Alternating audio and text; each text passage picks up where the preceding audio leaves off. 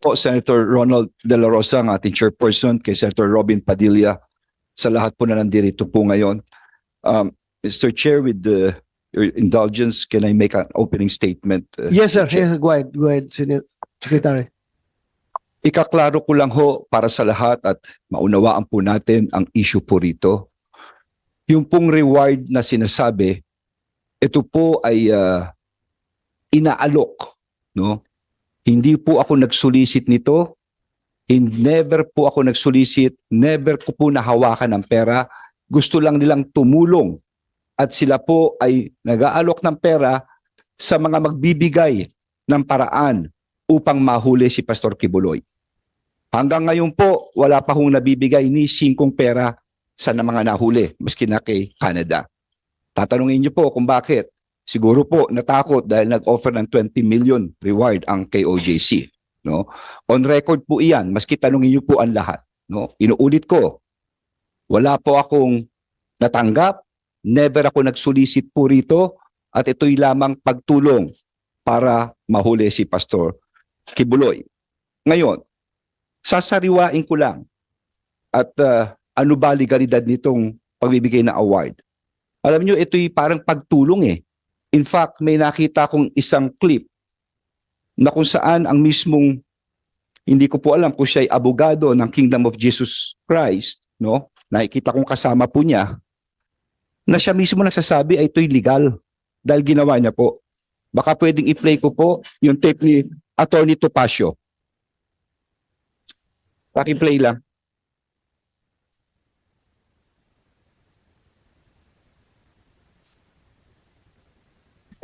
Mga otoridades para pagkatulong sa paghuli ng taong subject to be warranted. So, the subject they want to Okay.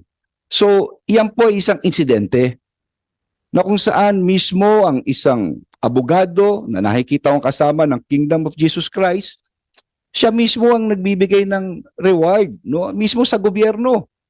Mismo sa gobyerno. Siya po mismo yan. Ngayon, ayon nga sa batas, ito'y klinaro ko na po. Ang tanong dito sa mga nakikinig natin, kasi narinig ko yung mga nag-aano kanina tungkol sa pulis eh. Sana naman sa mga kababayan natin, let us place the things in its proper narrative. Ilagay natin sa tama. Ano yung tama? Kami po ay ginagawa na namin ang trabaho namin. DILG po ako, sinusupervise ko po ang kapulisan. Ang pulis po, nananahimik yan. Pero kailangan gawin nila ang trabaho nila, ang mag-serve ng warrant of arrest. Ano ba sinaserve nila rito? 3 bagay po. Number 1, ito po ay galing mismo sa Davao Court, Branch 12 at sa Pasig RTC Branch 159. Sa mga nakikinig po, kung ikaw ay magkakaso, kunyari kaming dalawa ni Attorney Bascuna, Abalos versus Bascuna, maghihiring kami sa piskalya. At kung matalo si Bascuna, ang kalaban niya na ay ang people of the Philippines. Ang kalaban niya na ang mamamayan ng Pilipinas. Yun na po ang nangyari rito. Sa RTC, tapos na po ito, umantong na sa people of the Philippines versus Pastor Kibuloy. At nag-issue ng warrant of arrest for child abuse. No? Ito ay ang sexual na, ito ay pag-aabuso sa mga bata. No, ng criminal case number RDBO 24-01439 ng Davao Branch. And another warrant for sexual abuse. No? Ito po ay sexual na pagsasamantala. No? Dito rin po sa Davao. At sumunod ay ang Pasig RTC. Nag-issue na rin ng warrant of arrest for trafficking in persons, no? Ito'y qualified trafficking under section 4 and 6, anti-trafficking. No bail po ito. No? No bail po ito. Matindi ito. At bukod dito sa mga warrant na ito, I would also like to point out, meron din itong sa Amerika, may kaso rin ito. Conspiracy to engage in sex trafficking by force, fraud, and coercion. pakikipagsabuatan upang isagawa ang sex trafficking sa pamamagitan ng presa, panloloko, pamimilit, pati na rin ang money laundering. No? Pero lahat po ito ay alleged. Hindi ko sinasabing guilty si Pastor Quiboloy, hindi po. No? He is deemed to be innocent until his guilt is proven. That is why may proseso tayo rito. Hinahanap siya ngayon para siya ay tumayo sa hukuman at sagutin ang mga akusasyon na ito. Yun lang po ito. At hindi lamang yun, Mr. Chairperson. Meron din tayo ngayon na Senate warrant dito mismo sa Senado na inisyu noong March 19, 2024 ni Senator Risa, ang Committee on Women and Gender Equality. No? Ito po'y dahil yata sa kanyang para dumalo siya sa mga hearing po rito. So tatlo po ito. Sino magsaserve nito? Ang Senado, and again, ang kapulisan. Hindi ko ho kilala si Pastor Quiboloy. Ginagalang ko ang kanyang reliyon, ang kanyang pagkatao. Pero sana maunawaan po ninyo, trabaho namin ito. Tandaan natin na ang basihan ng demokrasya ay ang hustisya at ang basihan ng hustisya ay ang batas. At yan ang pinapatupad namin. Kung hindi namin gagawin yan, babaksak ang buong bansa. Kung tatalikod na lang kami rito. Ngayon, ang tanong dito, bakit namin siya kailangang hanapin? Kasi seryoso. These are very serious allegations. Ang demanda niya. Hayaan kong basahin ko. Dito ang mismo yung testimony ng isang nagreklamo. Ang pangalan niya ay alias Amanda. Babasahin ko lang po, si alias Amanda ay umarap sa Senado sa kanyang testimony noong Enero 23, 2024. At ito po ang sinabi niya. Siya ay isang innocenting 17 years old na taong gulang na dalaga. Isa sa kanyang mga tagasunod at estudyante sa KOJC na Jose Maria College. Ito po sinabi niya. Pagtugtong ko ng 17 years old, mas naging masela na ang pinapagawa nila. Tanda ko pa, September 1, 2014, kasi kakatapos na ng tribute program ng KGC. Tutulog na sana ako. Pero sabi ng isang kasamang pastoral worker, magpunta daw ako sa dining area ng Bible School dahil pinapatawag ako ni Jacqueline Roy. Sabi niya, parte daw ng trabaho ng Ministry of the Pastorals na imasahe si Quiboloy. Sabi niya, special privilege daw ito dahil hindi naman daw lahat nahahawakan at nakakalapit sa anak ng Diyos. Sabi niya, huwag ko daw pagdudahan ng anuman na mangyayari sa loob ng kwarto kasama si Quiboloy. Basta ibigay ko lang daw ang sarili ko. Bago ako maligo, pumunta si Jacqueline Roy sa kwarto at binigyan ako ng lotion ng pabango ng Bath and Body Works brand, ang specific Center Enchanted na paborito daw ni Quiboloy.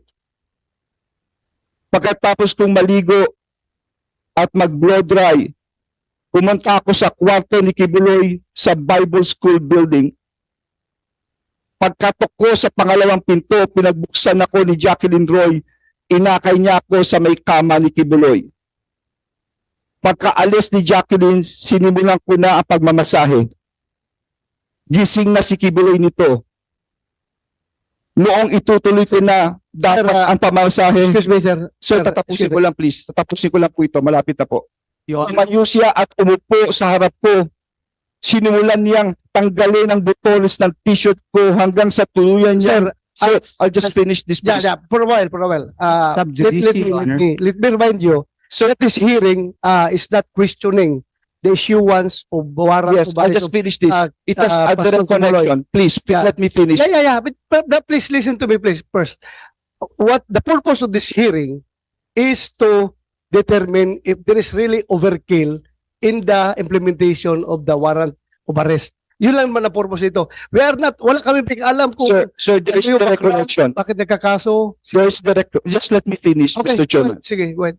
If I may, Your Honor, I think Please, that please, tatapusin ko lang. You will have That your is time. sub You will have judice, your Your time. sub judice, that goes into the very merits of the You will have case. your time, Attorney Torion. Yes, I know that, It is Your Honor, part of but the that is transcript of the Senate. improper. That is improper. Order. This is my speech. You Yeah. cannot tell me what is improper. Yeah, order. I am the chairman. Please listen to me. Let us have an orderly conduct of hearing. So please, sir, kaya kita sinabihan, the purpose of this hearing is to determine kung indeed merong overkill yung implementation ng warrant of arrest. We are not, hindi Sir. natin tinatakil dito kung anong background, bakit nagkakaroon. Sir, may No, direct wala. connection po, sir. Yes, Please alam let ko me finish. going to connect. But I'm just reminding you, and I don't want to deprive you of your opening statement. You can continue, but pakinggan mo muna yung sinasabi ko na the very purpose of this is to determine if there is overkill. Thank That's you. all. Thank That's you, all. Mr. You Chairman. can continue. Yeah. You can continue. Tatapusin ko lang po ito. Anyway, this is part of the record of the Senate. Wala akong iniimbento. Lahat po ito ay galing din dito to.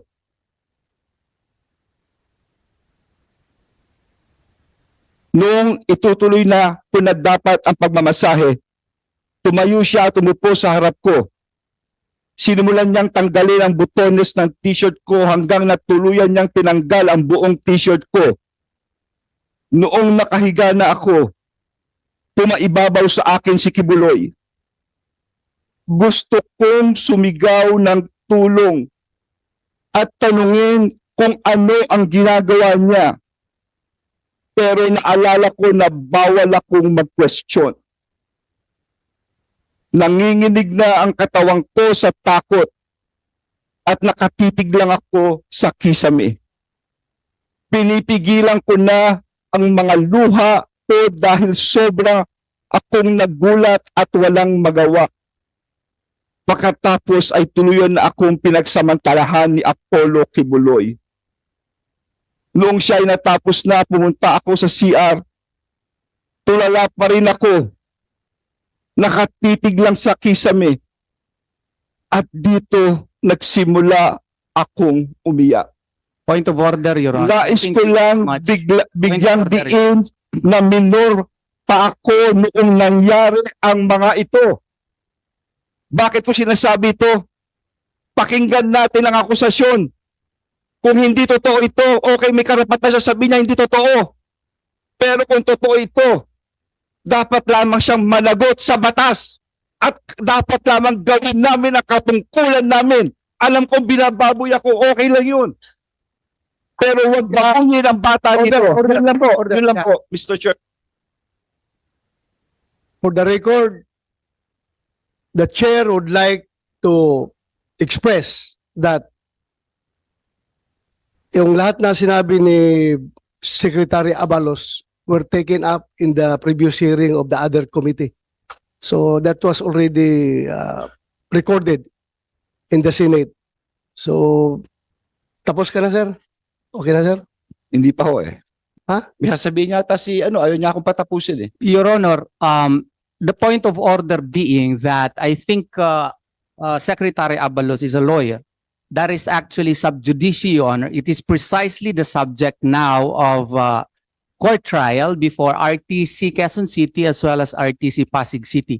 To quote directly from the declarations of an alleged complainant, Your Honor, would be delving into the merits of the case, which is no longer the issue in this case, because the issue in this case is whether or not there was excessive force in the implementation of the warrant of arrest. We are not into looking as to whether or not the allegations of one alias Amanda was true or not. That is subject within the jurisdiction of the court, because those cases have already been discussed and dismissed by the City Prosecution's Office of Davao City, and that has been pending before the Department of Justice for 4 years. Well, it was resolved, and our motion for reconsideration now, Your Honor, is still pending before the DOJ, even if warrants of arrest have already been issued against my client. So it would be unfair, Your Honor, to quote direct from the allegations in the affidavits because that is sub judice, Your Honor. Mr.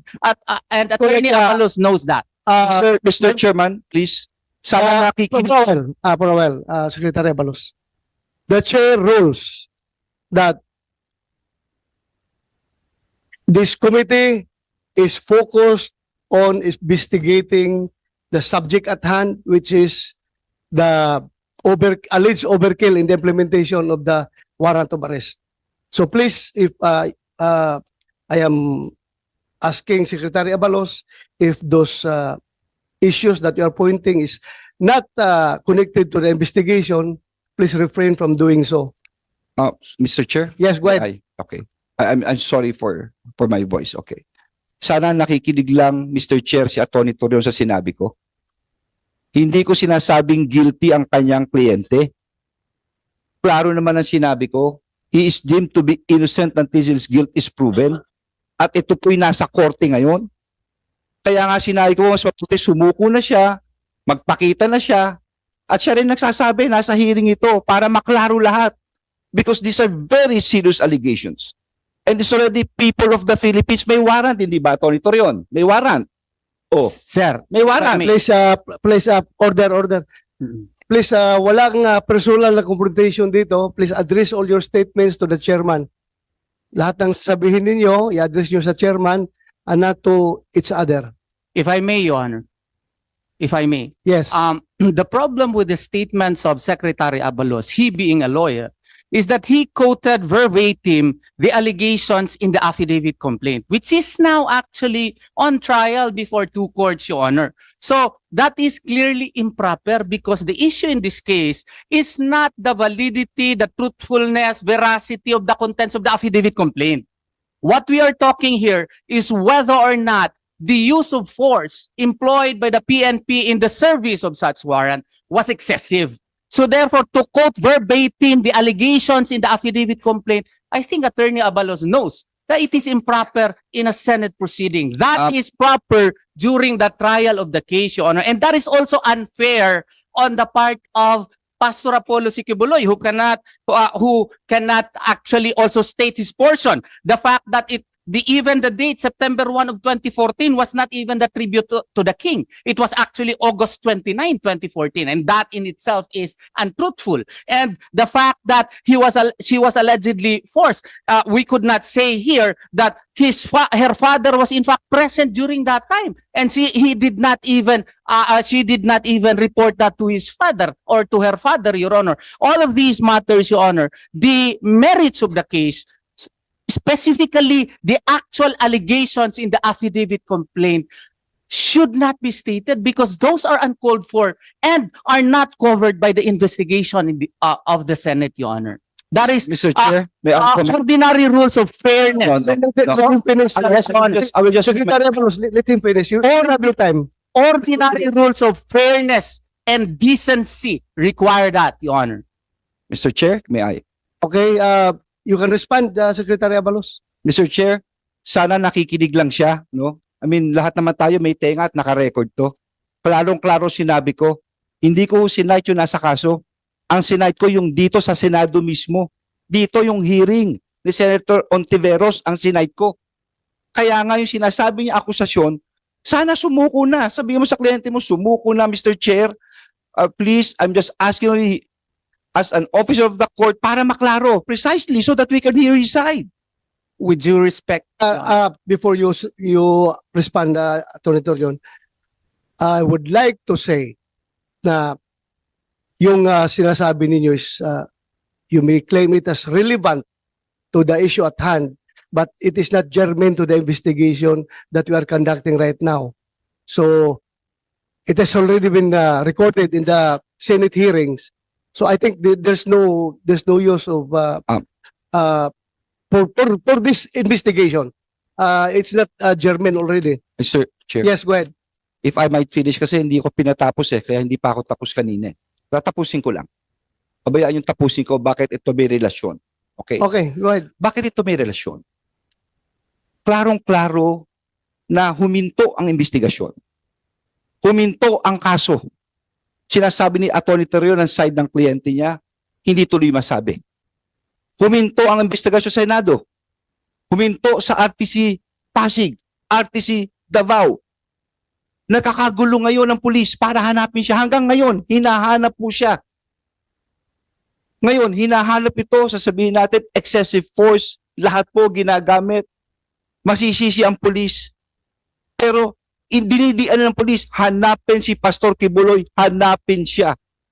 My dear friends, Mr. Chair, this has a direct correlation. Bakit?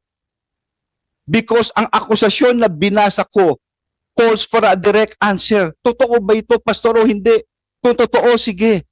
Inosente ka, pero kung ito'y hindi totoo, bilang ama, hindi dapat mangyari kung sino mang anak niya nangyari ito. Hindi dapat mangyari ito maski sa kapatid niya. Yun lang ho, hustisya lang. Dapat malaman natin ang totoo dito. Thank you, Thank Mr. you. Chair. Thank you, Secretary Abalos. You want to respond? Good morning po. Ms. Good morning po Cardona? sa lahat. Yeah, Mr. go ahead. Chair, Senator Robin, sa lahat po na nandito. Maraming salamat sa muling pagdinig ngayon regarding po doon sa ang pinatawag itong committee na to, kung totoo bang excessive force po yung ginamit noong June 10, which even the former President PRRD said it would be recorded in history as a day of infamy because they attacked our compound unnecessarily using excessive force. Nagkataon lang, hindi nila nagawa yun kay Pastor, kaya they were not successful in doing so. Alam na natin po yung nangyari. Ang pangalawang tanong dito sa hearing na to, kung tama ba, legal ba yung bounty na 10 million para kay Pastor na hindi pa po siya convicted sa korte, yung binasa ng DILG, masakit pakinggan kasi walang katotohanan. Alam namin yon. Personally, 40 years kaming kasama ni Pastor. Kahit isa sa allegation na binasa ni Secretary Abalos dito sa Senado, sa korte nang galing, malicious bastos yon nang galing sa bibig niya. Sabihin ko rin, kasi nga allegation yon, walang katotohanan in behalf of the kingdom. Ang ngayon sa korte, pwede ba balikan natin? Although bastos nga si Senator Abalos sa sinabi niya, kasi kinote niya yon dito sa committee, hindi naman kasali, malicious nga, pwede po balikan natin kung excessive ba yung force na ginamit nung June 10 kasi nandito yung ground commanders at kung legal ba ang pagpatong ng 10 million pesos sa ulat. Sinabi pa ni Secretary Abalos na wala siyang nahawakang pera, meron lang daw tumulong. Di ba ang tanong namin noon, sino itong private citizen na tumulong para mahuli si Pastor? May galit ba siya kay Pastor? Meron ba gusto ba niyang kunin si Pastor at patayin si Pastor? Kasi when you put the bounty of 10 million pesos sa ulo ng isang tao na hindi convicted na kahit anumang korte dito sa pamahalaan o dito sa ating bansa, yun nga, mas masahol pa siya sa pinakamasahol na terorista at killer dito sa bansa. And Pastor Kibuloy, hindi pa siya convicted. Di ba sinabi na namin balik-balik kay Pastor? Meron na nakikialam na Amerika. O yan, sinabi din ni Secretary Abalos na conspiracy. Sa Amerika nanggaling yung korte. Yung kaso, dinala dito sa Pilipinas. Kaya lang naman ang sabi lang talaga ni Pastor, haharapin niya ito. Haharapin niya. Kahit sa ang korte, haharapin ni Pastor. Gusto ni Pastor Kibuloy, harapin itong kasong to para matapos ng kasinungalingan.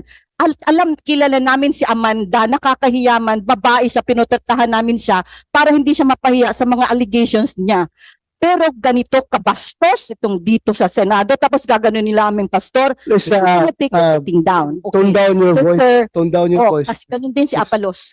So, Mr. sir, ha, Mr. Chair. balikan natin yung excessive ba? Nandito yung ground commanders. Gusto lang po Yeah, namin before- matapos yeah. yun. Before I recognize Secretary Abalos, DOJ, can you respond? Is putting a 10 million bounty on the head of Pastor Kibuloy legal? Yan ang tanong natin.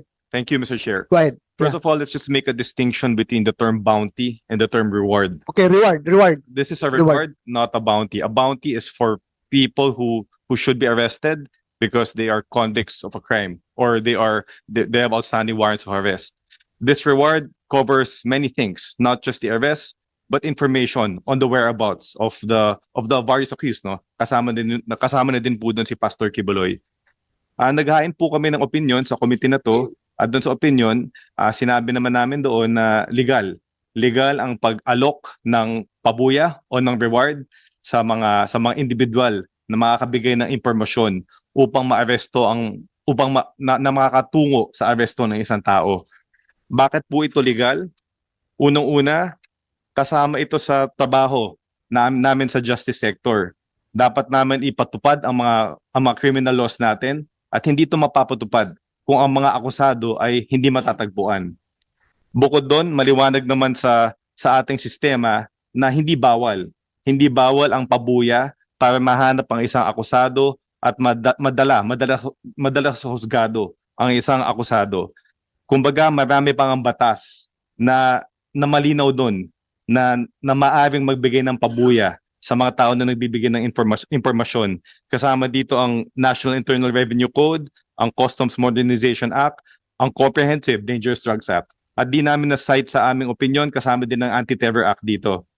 So kumbaga, hindi lang bawal magbigay ng pabuya. May mga batas talaga tayo na nagsasabi na maaari magbigay ng pabuya. Okay, next question.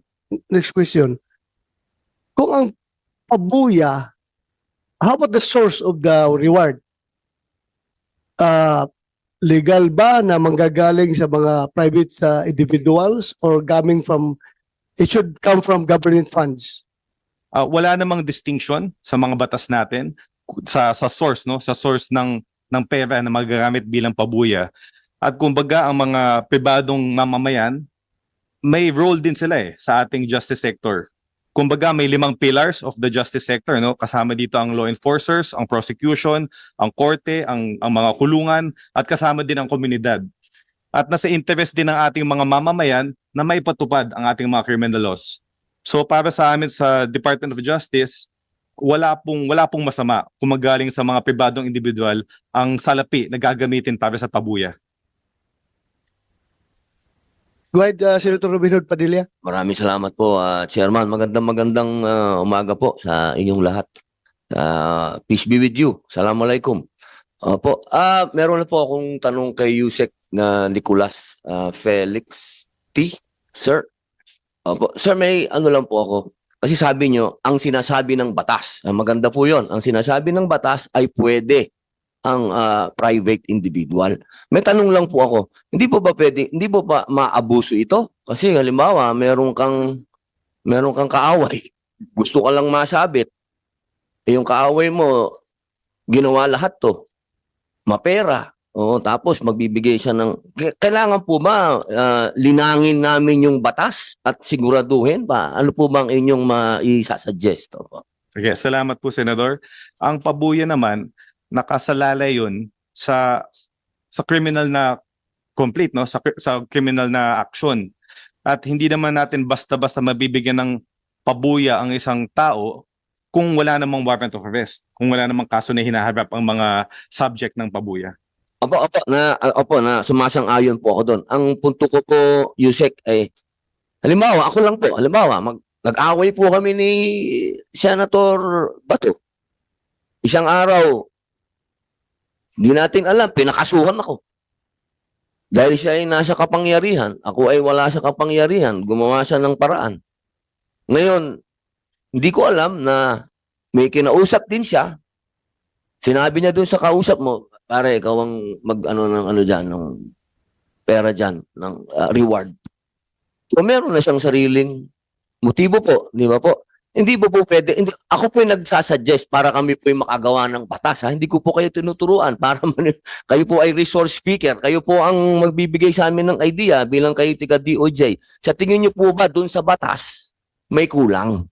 Na kailangan ilagay natin dun sa batas na una, kilala natin kung sino tong nagbibigay ng pabuya na ito ay walang pansariling interes na mapahamak yung tao. Yun lang po ang ibig ko pong sabihin.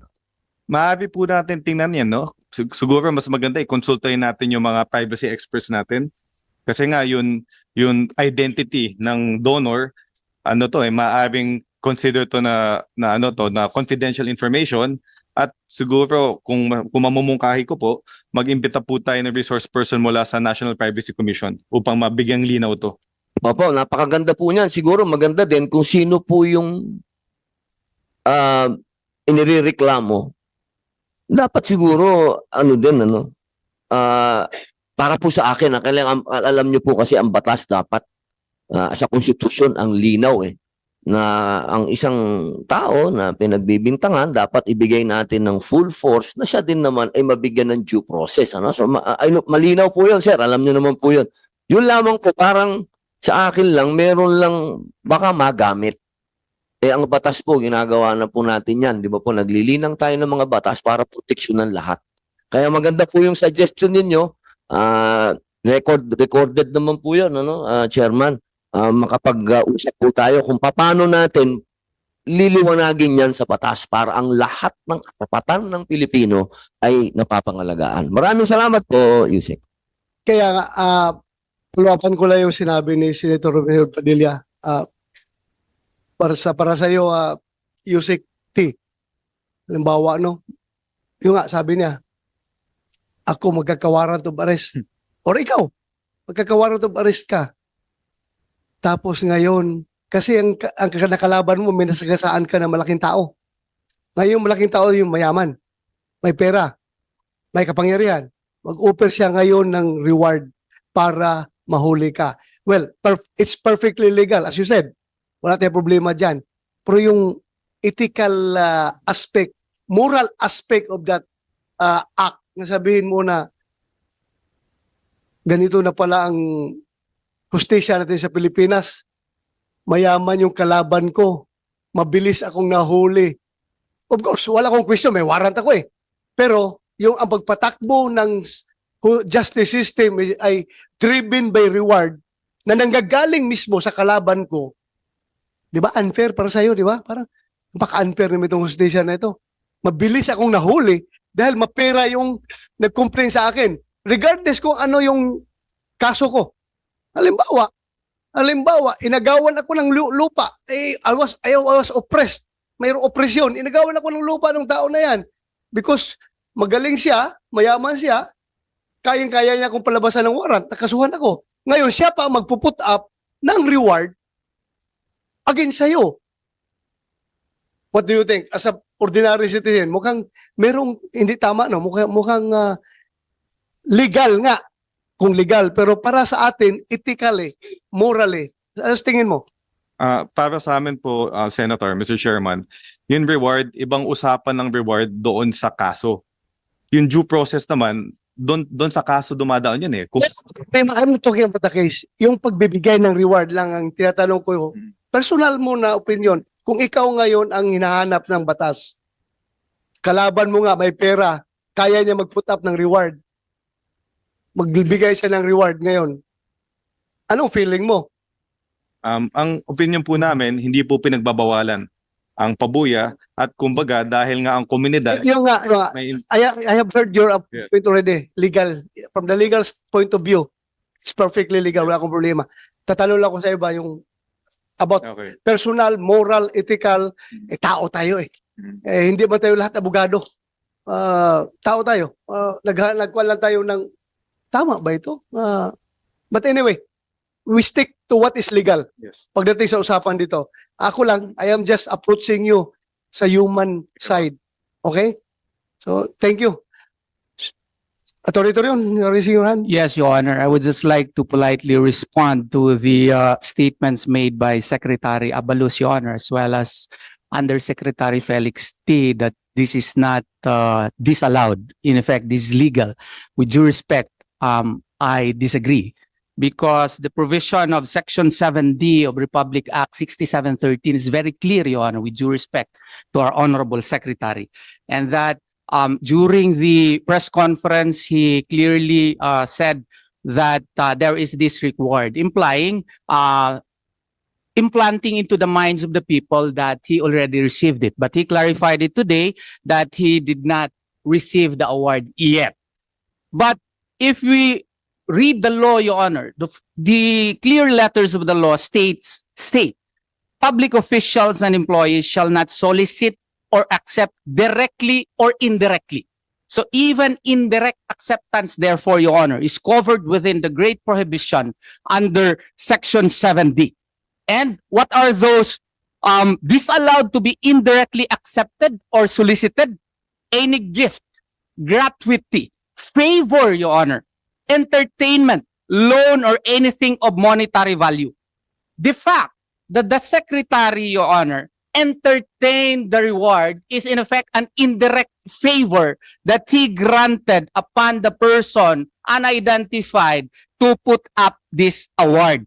And this is even made graver, Your Honor, in the light of the fact that this was done in the course of his official duty as the supposed implementer of the law, or in connection with any operation being regulated by or any transaction which may be affected by the functions of their office. He is the Secretary of Interior and Local Government who manages the entire gamut of government operations insofar as law enforcement is concerned. Therefore, he should have high moral as well as legal ethics to refuse such favor, Your Honor, directly or indirectly, because public office is a public trust.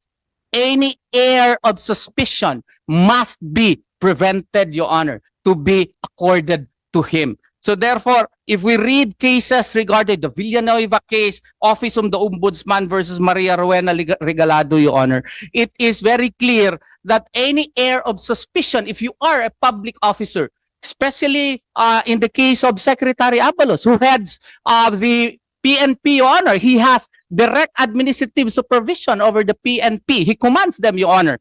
Then he should have exercised that becoming modesty to entertain directly or indirectly any favor from any person, because that would cast aspersion insofar as his reputation. It is illegal under the law, Your Honor. That is being said with due respect, Your Honor. Yes, Attorney. Before I recognize Secretary Abalos, pakibasa nga ulit yun, yung sinabi mo kayo na gratuity, favor. Public officials shall not solicit or accept directly or indirectly. Yung word na indirectly eh. Okay, so Ano siya ano yun? sabit eh. Oh, any gift, gratuity, favor, Gratuity, favor, entertainment, loan, or anything of monetary value. An award has a monetary value. Then he is prohibited from entertaining that directly or indirectly because it has monetary value, especially in this situation, Your Honor, that it is in the course of his official duty. That is Section 7D, Your Honor, or in connection with any operation being regulated by or any transaction which may be affected by the functions of their office. He is supposed to implement the law. Now, he has already invited reward hunters, if you don't want to call it bounty hunters, Your Honor, to go after Pastor Apollo C. Quiboloy, even if our motion for reconsideration with the Department of Justice is still sitting, Your Honor. Even if the Department of Justice has not acted upon the case for 4 years, Your Honor, and all of a sudden, it was resolved in the height of the Senate investigation by Senator Hontiveros, Your Honor. And there is now a warrant of arrest, and we are still questioning the validity of the warrant of arrest, Your Honor. And now, the good secretary is offering the reward from private persons. Note, Your Honor, that PNP did not even offer an award. Why, Your Honor? Because they have their own NAPOLCO memorandum circulars as to what are the requisites before you can put up an award. That is NAPOLCOM Memorandum Circular 2019 as amended by NAPOLCOM Circular number 2021, Your Honor. That's 063. So therefore, Your Honor, the NAPOLCOM is governed, Your Honor, by certain rules as to when you can offer a reward. Yet, the Secretary of Interior and Local Government is all of a sudden is entertaining and is even announcing to the whole world this reward system which is not in accordance with the NAPOLCOM circular, Your Honor. Thank you. Thank you. You may respond, Secretary Abalos. Yes, Mr. Chair. Unang-una, sana napakinggan ni Attorney Torion. Nakikinig po ako. Yes. Yes. Dapat lang makinig ka.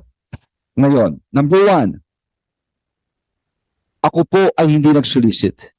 Never ako nag-solicit. At hanggang ngayon, wala ako natatanggap ni 5. Wala. Hanggang ngayon po, Mr. Chair. Pangalawa, napakaklaro ng sinabi ng Department of Justice. Andito ngayon ang DOJ. Pagdating sa batas, dapat tignan natin ang sinasabi ng Department of Justice at klarong-klaro ang sinasabi ni Yusek Nicolas Felix T. tungkol dito.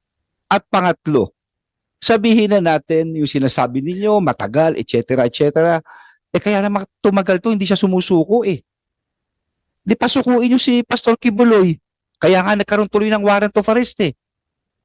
Matitigil lamang to kung siya'y harapin niya ito at sinasabi nyo naman kanina, hindi ko naman sinasabi, klaro naman sinabi ko, he is deemed to be innocent until his guilt is proven. No? So dapat lamang ito. No? So yun naman po ang aking sagot. And let it be on record na yun po ang posisyon ko rito. Thank you so much, Your Mr. Honor. Chair. Just a quick Thank you, Secretary Abalos. You may respond, Attorney Torion. with due respect to Secretary Abalos, the problem with this explanation is not it only covers one half of the law. What is prohibited, Your Honor, is that public officials and employees shall not solicit or accept directly or indirectly. The fact that he announced it, Your Honor, even if we say that he did not physically accept the money, but offering the word is already an indirect acceptance of that favor, Your Honor. So therefore, it is covered by the law. And being a high officer of the government, he should have exercised the becoming modesty. Pare, baka bawal ito kasi public official, baka may kontrata ka sa akin. Baka sasabihin, tatakbo ako ng senador. Baka sasabihin na magsusuporta ka sa akin kasi may kontrata ka sa akin. All of these are being covered within our rules, especially in the light of the fact that Section 3C of RA 3019 likewise prohibits this, Your Honor. That is our only concern here, especially in the light of the fact that we are even questioning the finding of probable cause. The motion for reconsideration, Your Honor, is still pending with the Department of Justice even until now. Yet they allowed the warrant of arrest to be issued. They allowed harassment in the Kingdom of Jesus Christ structures every day, Your Honor, where policemen would be jogging at 5 o'clock in the morning, full of with full battle gear, Your Honor, only clearly to show that they are harassing our members. That is our point, Your Honor. Thank you, Attorney Torion. Yusek T. You have the floor. Thank you, Mr. Chair. Nais lang namin sumagot dun sa dalawang sinabi ni Attorney Torion. Unang-una tungkol dun sa RA 6713 na sinasabi niya linabag ni Secretary Abalos. Maliwanag naman sa ang pabuya, ang pera, ang salaping maaaring mabigay sa DILG, pinapalabas ni Attorney Torion na ito ay suhol. Hindi ito suhol. Maliwanag sa batas na ito'y magiging suhol kung binigay ito or inulit ito para sa isang pabor. Hindi man nagbibigay ng pabor si Secretary Abalos. Ginagawa lang niya ang kanyang tungkulin, ang aming tungkulin na may patupad ng ating mga batas. Ang pangalawang gusto naming sagutin ay ang pagsabi niya. Ang sinabi niya ng DOJ daw ay nagkamali dahil hindi namin na-actionan agad ang appeal laban kay Pastor Kibuloy. Itong issue na to, unang-una, nasa korte na to. Kumbaga, kung gagamitin natin yung sinabi ni Attorney Torion kanina, sub judice na ito. So, kumbaga, sinasabi niya na si Secretary Abalos linalabag ang sub judice rule, ngayon, ginagawa din niya. At bukod doon, ang korte mismo ang nag-issue ng warrant of arrest laban kay Pastor Kibuloy.